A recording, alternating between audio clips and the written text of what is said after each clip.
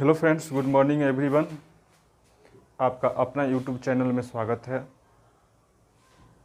दोस्तों, आज हम लोग बात करेंगे, जैसा कि बोर्ड पर आपको दिख रहा होगा टॉपिक्स, घातांक और कॉर्डिनेट, जिसको इंग्लिश में इंडिसेस एंड सर्ट्स बोलते हैं। ठीक है, इसका पार्ट 2 होगा आपके पास।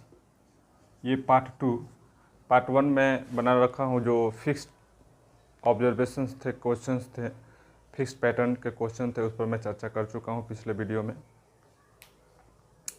तो दोस्तों, आज बेसिक कंसेप्ट के बारे में इसकी चर्चा करेंगे हम, कुछ लॉज के बारे में। किसी भी चीज़ का नियम कानून होता है, रूल्स होते हैं, उस फैक्ट्स पर हम लोग आज बात करेंगे। ठीक है, वीडियो को लास्ट तक ज़रूर बने रहिएगा। तो अपनी चर्चा को शुरू करते हैं। अगर चैनल पर आप नए हैं, पूरा वीडियो देखने के बाद अगर वीडियो आपको अच्छा लगता हो, हेल्पफुल लगता हो, लाभदायक लगता हो, लाभप्रद लगता हो, तो आप चैनल को सब्सक्राइब ज़रूर कर लीजिएगा। मैं चैनल का नाम मैं अपने नाम पर रखा हूँ, अमित कुमार रॉय चैनल्स नेम है।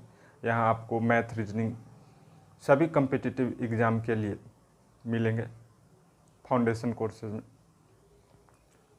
तो दोस्तों, चैनल को सब्सक्राइब ज़रूर कर लीजिएगा अगर आप नए हैं, और बेल आइकन ज़रूर दबा लीजिएगा ताकि आपको नोटिफिकेशन मिलते रहे।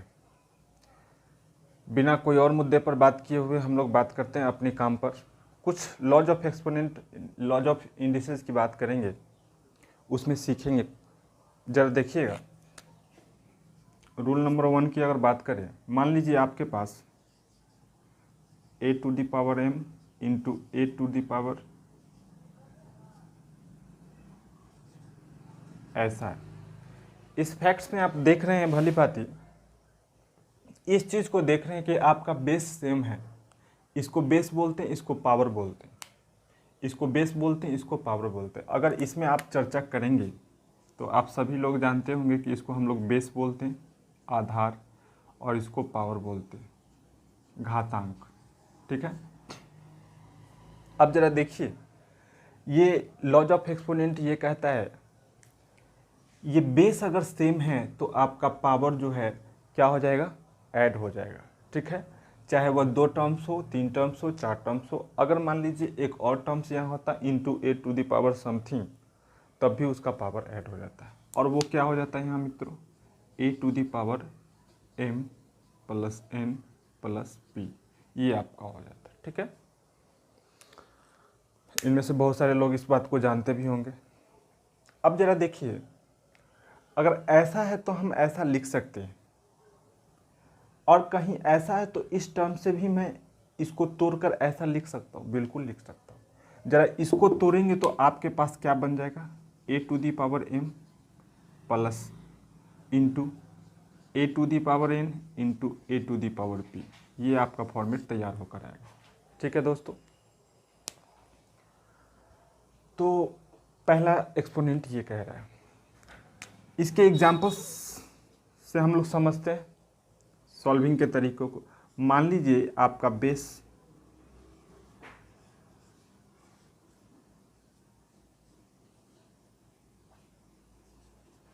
ऐसा है, इसको कैसे आप लिखेंगे। जैसा कि आप देख रहे हैं, बेसिकली यहाँ बेस जो है एवरी टर्म्स में बेस सेम है, और जब एवरी टर्म में बेस सेम होगा और कंडीशन में होगा, मल्टीपल के फॉर्म में होगा, मल्टीप्लिकेशन के फॉर्म में होगा, और पावर डिफरेंट होगा। हमें 2 चीज़ देखना है, बेस सेम होना चाहिए, मल्टीपल के फॉर्म में होना चाहिए, तो उसका पावर ऐड हो जाएगा। ठीक है, क्या हो जाएगा, 2 + 5 + 8 यानी 7⁻15, ये आपका फाइनल आंसर होगा। ठीक है दोस्तों, हमें उम्मीद है कि आप समझ पा रहे होंगे, अच्छी तरह से समझ में आ रहा होगा, आपको सारी चीज़ स्पष्ट दिख भी रही होगी। ठीक है, तो अगले पॉइंट्स की अगर हम बात करें दोस्तों आपसे, तो दूसरा जो लॉज ऑफ एक्सपोनेंट्स होता है आपका a⁴m डिवाइडेड बाई a⁴n। यहाँ बेस सेम रहेगा आपका, लेकिन डिवाइड के फॉर्म में रहेगा। बेस सेम रहेगा, डिवाइड के फॉर्म में रहेगा, तब इसका पावर माइनस हो जाएगा। ठीक है, इसको मैं ऐसा लिख सकता हूँ, a⁴m, सेकेंड टर्म्स को डिवाइड देता तो ये क्या हो जाएगा, ऊपर जाएगा तो a⁴m इंटू a⁴ -n हो जाएगा। बेस सेम है तो फिर पावर वही a to the power m plus और माइनस क्या हो जाएगा माइनस n। ये हमारा फॉर्मेट हो गया। लेकिन यहाँ कुछ कंडीशन है, इसमें कुछ कंडीशन है, इसमें कोई कंडीशन नहीं है, इसमें कुछ भी कंडीशन नहीं है, इसलिए कि हमें पावर को क्या करना है प्लस माइनस प्लस करना है, सिंपली प्लस करना है, लेकिन यहाँ माइनस करना है। तो यहाँ कंडीशन ये होगा मित्रों कि हमारा m ग्रेटर देन n होना चाहिए ऑलवेज। अगर m लेस देन n हो जाएगा ना तो क्या हो जाएगा आपका ये माइनस में चला जाएगा और 1/a to the power m minus n हो जाएगा। ठीक है, इस बात की भी व्याख्या चर्चा हम करेंगे कि कैसे और क्यों हो जाएगा ऐसा, इस चीज़ की हम व्याख्या भी करेंगे आपसे। ठीक है, तो पहला कंडीशन आपका कहता है कि m ग्रेटर देन n, कैसे क्यों इसकी बात करते हैं। अगर m ग्रेटर देन n ये नहीं होगा, अगर इसको फॉलो नहीं करेंगे तो वो माइनस में चला जाएगा। ज़रा देखेंगे मित्रों, अगर मान लीजिए हमारे पास ऐसा कुछ है, अगर मान लीजिए दोस्तों हमारे पास कुछ दिया हुआ है ऐसा, जैसे 5 to the power 7 divided by 5 to the power 6, तो ये हमारा बेस सेम है, पावर डिफरेंट है। तो क्या हो जाएगा हमारा, जब बेस सेम होगा डिवीजन के फॉर्म में होगा तो पावर जो है पावर को सब्ट्रैक्ट कर देते हैं, माइनस कर देते हैं। तो 7 माइनस 6 कितना हो जाएगा, यानी 5 हो जाएगा। अगर मान लीजिए m ग्रेटर देन n है ना, इट मीन्स क्या, m की वैल्यू 7 और 6, यानी फर्स्ट जो टर्म होगा वो ऑलवेज ग्रेटर देन होगा ये 6। अगर पहला टर्म छोटा हो गया तो उसका कुछ कहानी बदल जाएगा, उस पर भी हम लोग बात करते हैं। आई होप कि ये पॉइंट्स समझ गए होंगे, 2 पॉइंट्स। ठीक है, अगले पॉइंट्स की हम चर्चा करते हैं और आपसे बात करते हैं। जरा देखेंगे अगला पॉइंट साहब,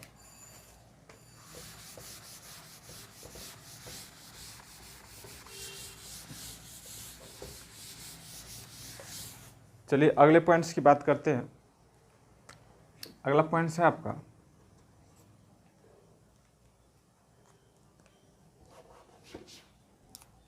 देखिए, अगर a टू दी पावर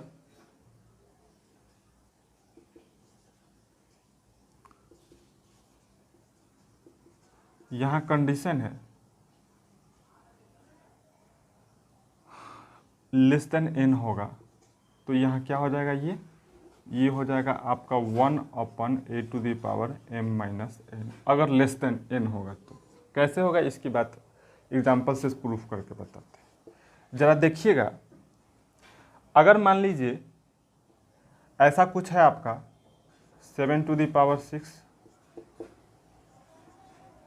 5 है। ठीक है, तो आप क्या करेंगे, अकॉर्डिंग टू बेसिकली रूल के अकॉर्डिंग आप क्या करेंगे, 7 मान लीजिए यहाँ 7 है तो बेस सेम डिवीजन के फॉर्म में है तो पावर माइनस हो जाएगा 6 माइनस 7। ठीक है, तो क्या हो जाएगा ये हमारा 7 इनवर्स 1, 6 माइनस 7 माइनस 1, 7 इनवर्स 1 हो जाएगा। और 7 इनवर्स 1 को मैं फाइनली क्या लिख सकता हूँ, 1/7 लिखेंगे। 1 अपन क्या लिखेंगे दोस्तों, 7 लिखेंगे। ठीक है, तो जब 1/7 लिखेंगे, 7 इनवर्स को 1/7 लिखेंगे तो ये क्या हो जाएगा, ये फॉर्मेट जो रूल्स जो बना हमारा वो 1/a to the power m minus n बना। ठीक है, तो इसलिए जब m लेस देन n होगा, m जो है l से n से छोटा होगा, यानी इसका पावर जो है फर्स्ट टर्म्स का पावर जो है इसके पावर से अगर छोटा होगा तो 1/7, यानी जो भी टर्म्स होगा प्रोसेस वही करेंगे, उसको 1/समथिंग लिख देंगे। ठीक है, एक और क्वेश्चन को लेकर समझते हैं हम लोग, जरा देखिएगा एग्जाम्पल सेकंड लेकर समझते हैं। अगर मान लीजिए 8 to the power 8 divided by 8 to the power 6 है, तो आप इसको क्या लिखेंगे बेसिकली रूल्स के अकॉर्डिंग, 11 कर दीजिए। 8 माइनस 11 करेंगे तो 8 टू दी पावर कितना हो जाएगा, -3। इसको फाइनली क्या लिख सकते हैं, 8। तो इस बात के जानने से, यहाँ कंडीशन लगाने से m लेस देन, इसको directly 1/8 to the power 3 mentally कर सकते हैं। और ग्रेटर देन होगा तो बस ऊपर में ही रहेगा 8 टू दी पावर 3 प्लस, लेकिन जैसे ही m लेस देन बड़ा वाला टर्म्स इससे क्या हो जाएगा, अगर छोटा हो जाएगा फर्स्ट टर्म से तो क्या हो जाएगा 1/समथिंग लिख सकते हैं। दोस्तों यहाँ तक अच्छी तरह से समझ में आएगा, हमें पूर्ण आशा और विश्वास है। और आप चाहें तो इसे नोट कर सकते हैं इस लॉज ऑफ एक्सपोनेंट को। ठीक है, हम लोग आगे की ओर चर्चा करते हैं और देखते हैं कुछ अगले पॉइंट्स पर क्या है। ठीक है दोस्तों, वीडियो के आखिरी तक बने रहिएगा दोस्तों, आपको बहुत अच्छे कंटेंट मिलने वाले हैं। चलिए दोस्तों, अगले पॉइंट्स को देखते हैं हम लोग। अगर आपका ऐसा कुछ दे रखा है, जरा देखिएगा, ABC whole to the power n दिखा, इस पर बहुत सारे क्वेश्चंस बनेंगे। जब तक बेसिक कंसेप्ट क्लियर नहीं तब तक आप क्वेश्चंस को तोड़ नहीं सकते, स्प्लिट नहीं कर सकते। You can't be split the questions without a basic concept of any topics. Okay, ABC whole to the power n, यानी ये जो पावर है ये सभी पर डिस्ट्रीब्यूट होगा। ठीक है, अगर मान लीजिए घर में किन्हीं के 3 बेटे हैं तो प्रॉपर्टी जो होता है तीनों को इक्वली डिस्ट्रीब्यूट होता है अपने पिता के प्रॉपर्टी। ठीक उसी तरह से ABC 3 बेटा है, इसका एक घर है ये, एक घर है ये, और एक घर में 3 बेटा है। ठीक है, और उनके फादर ये n साहब है। तो ये जो प्रॉपर्टी है फादर का, ये सारे प्रॉपर्टी ये दोनों पर, यानी ऐसे समझ लीजिए कि अगर कोई बाप है जो 3 बेटे का बाप है तो बाप की साया, बाप का जो प्रॉपर्टी होता है वो तीनों के लिए होता है। तो हम इसको क्या कर सकते हैं, A to the power n into B to the power n into C to the power n, यानी हमारा क्या हो गया, ये डिस्ट्रीब्यूट हो गया, पावर डिस्ट्रीब्यूशन हो गया। ठीक है, अगर ऐसा कुछ दिया रखा हो तो इस टर्म्स से हम ऐसा लिख सकते हैं। जब ऐसा को ऐसा लिख सकते हैं तो ऐसा को भी ऐसा लिख सकते हैं। There is no effect on their result. Okay, अगर देखिए यहाँ कुछ ऐसी बातें कर लेते हैं। मान लीजिए आपको ऐसा कुछ दिया रहेगा, इस तरह का टर्म्स दिया रहेगा, तो कैसे लिख सकते हैं, ज़रा देखिएगा इस क्वेश्चंस को।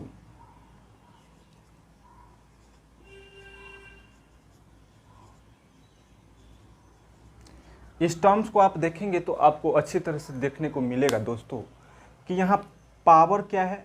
हम इससे पहले जो टॉपिक्स में पढ़े थे, लॉज में, रूल्स में, ये पढ़े थे, ये जाने थे कि जब बेस सेम था पावर डिफरेंट था तो पावर को ऐड करते, लेकिन यहाँ उल्टा है, पावर सेम है बेस डिफरेंट है, तो ये रूल्स को फॉलो कराएंगे। यानी ये टर्म्स इससे को रिलेटेड इस तरह का टर्म्स दिया हो तो क्या मैं ऐसा से ऐसा लिख सकता हूँ, तो ऐसा से ऐसा नहीं लिख सकता बिल्कुल।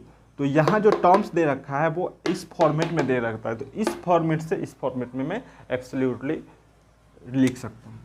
तो ज़रा देखेंगे, पावर मेरा सेम है तो बेस को मैं क्या कर दूँ मल्टीप्लाई। ABC जो फॉर्मेट दिख रहे हैं, यहाँ दिख रहा है वो A इंटू बी इंटू सी के फॉर्मेट में। ठीक है, A इंटू बी इंटू सी के फॉर्मेट। तो ये क्या करेंगे, 7 इंटू 5 इंटू 6 करेंगे, होल टू दी पावर कितना हो जाएगा आपका, 8 हो जाएगा।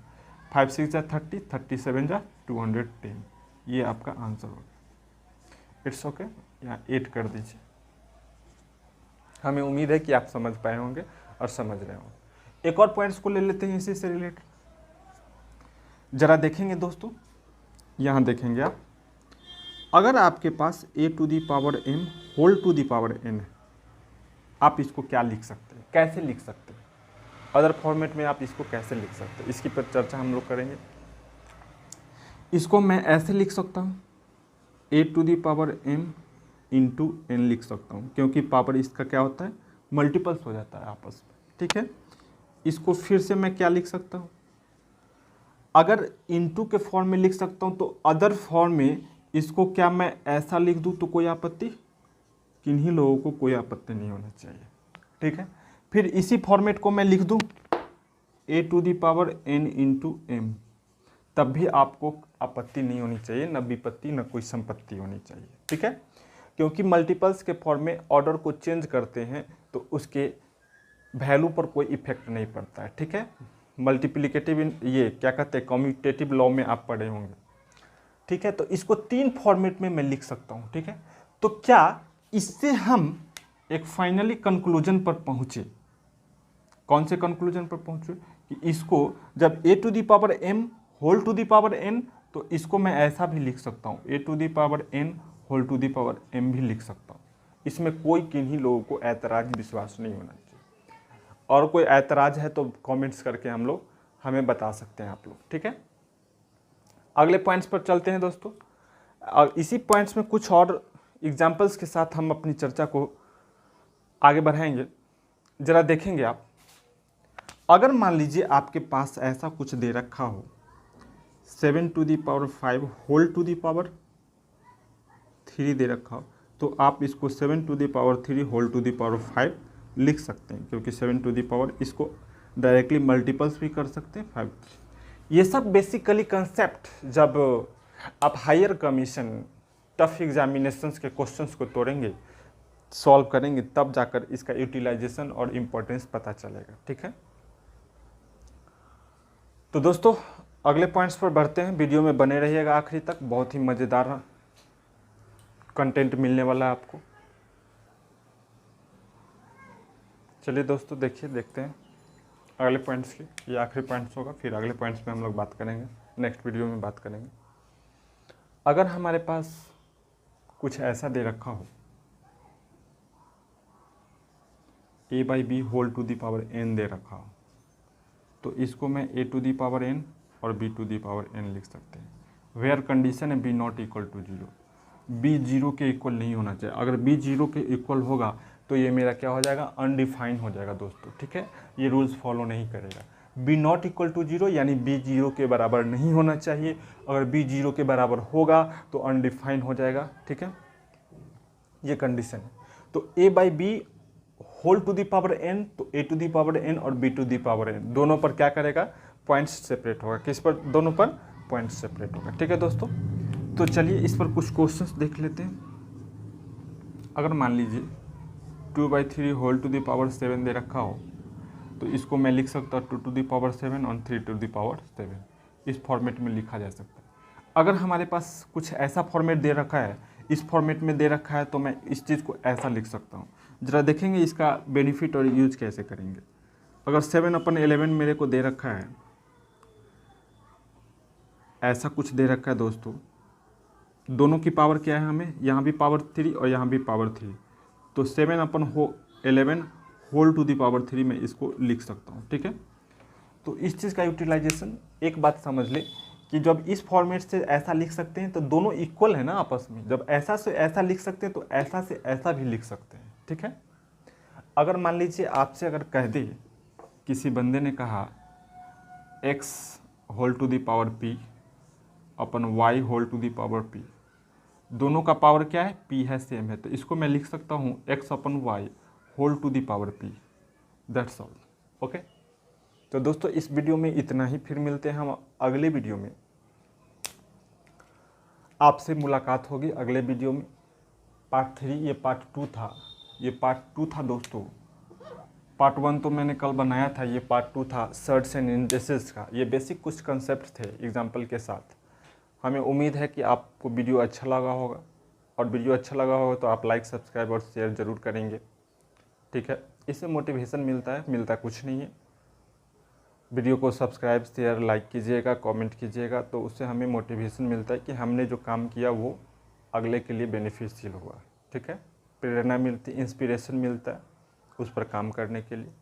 और वीडियो पर नए हैं तो इसको सब्सक्राइब ज़रूर कर लीजिएगा, और ऑल नोटिफिकेशन पर जाकर जो है आप बेल आइकन को ज़रूर प्रेस कर लीजिएगा। ठीक है, ताकि आपको समय समय पर नोटिफिकेशन मिलते रहे।